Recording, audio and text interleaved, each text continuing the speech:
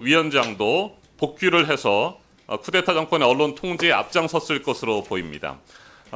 대한민국 헌법 제77조에 따르면 비상계엄 시에 법원의 권한에 대해서 특별한 조치를 취할 수 있기 때문에 이진숙 위원장이 복귀하는 것은 현실적으로 가능합니다.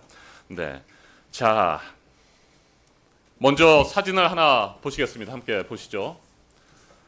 12월 3일과 4일 여의도 KBS 사옥 앞에 저런 군용 차량이 서 있었습니다. 도대체 언제부터 언제까지 서 있었는지, 그리고 CCTV 영상들은 어떻게 되어 있는지 저희가 자료 제출을 요구했지만 KBS는 제출하지 않았습니다. 박상현 본부장님, 군용 차량이 KBS 앞에 저렇게 서 있었습니다. 왜 있었을까요? 저희도 그 계엄이 선포됐던 달 밤에 회사에 있으면서 계엄군이 회사에 올 수 있다라는 우려 때문에 회사 주변을 좀 돌아다니면서 보았는데 저희들이 직접 발견하지 못했고 저희 다른 분이 저희에게 제보를 주셨는데 저희는 의심하는 것이 사실 저 위치가 회사 정문이라서 국회 정문과는 다소 거리가 있는 위치입니다. 네. 그런 자리에까지 군용 차량이 있다라고 하는 것은 무언가 회사에 전달할 것이 있어서 오지 않았을까? KBS 장악을 위한 네, 준비 그런 절차가 부분이 의심이 아니었을까? 되기 때문에 저희들 이제 성명을 통해서도 저 사진을 공개를 하면서 어떤 일이 있었는지를 밝히라고 사측에 요구를 했지만 아직까지 답변은 못 듣고 있는 상황입니다. 네, 이효찬 본부장님. 네. 12.3 내란 당시 계엄군의 장악 대상 기관에 MBC가 포함됐던 것으로 드러났습니다. 당시에 MBC 구성원들이 가지고 있었던 위기감은 어땠습니까?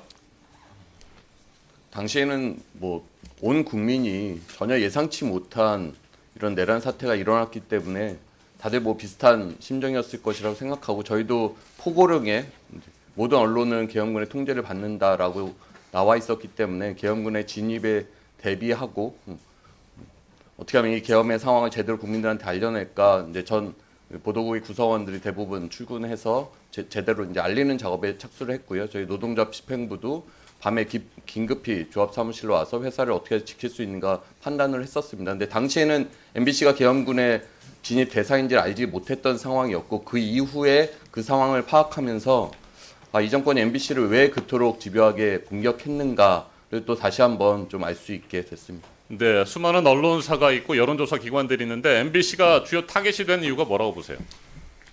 이해할 수가 없습니다. 그 윤석열 씨의 뭐 야당에 대한 경고, 뭐 부정선거에 대한 우려, 이것에 사실 MBC는 또 거기에도 포함되지 않습니다. 그 사유도 얼토당토하지 않지만 결국에는 공영방송 장악이란 그 수많은 시도에도 MBC를 딱 하나 장악하지 못하고 했던 것들을 비상계엄을 통해서 마저 장악하려고 하지 않았는가. 그리고 그간 뭐 방통위를 비롯해서 온갖 방송 관련 기관에 그 윤석열의 측근을 그토록 무리해가면서 앉히려고 했던 이유도 언론을 장악해서 이 비상계엄을 성공하기 위한 목표가 담겨 있지 않나 하는 의심을 지을 수가 없습니다.